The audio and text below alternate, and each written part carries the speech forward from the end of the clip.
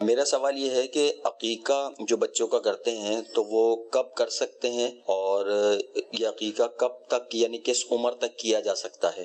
بچہ چاہے جتنا ہی بڑا ہو جائے عقیقہ کر سکتے ہیں، مگر یہ کہ اس کا دن ہوگا 7واں، اس 7ویں دن عقیقہ کرنا چاہیے۔ ویسے تو یہ کہ بچہ جب پیدا ہو تو جیسے 7واں دن ہو نا تو اسے سر مونڈا جائے اور جانور ذبح کیا جائے، جس میں جانور وہی ذبح ہوگا کہ جو شرائط کے مطابق، جو قربانی کی شرائط کے مطابق ہو، ٹھیک، اور اس وقت اس کا نام رکھا جائے صحیح 7ویں دن۔ اور اگر 7ویں دن نہیں ہوا تو زندگی میں کبھی بھی ہو سکتا ہے؟ نہیں، زندگی میں جب بھی کریں گے تو وہی کہ ہر 7واں دن، اس کو یوں سمجھنے کہ جیسے بچے کی ولادت ہفتے والے دن ہوئی صحیح، تو ہر جمعہ اس کا 7واں دن ہوگا۔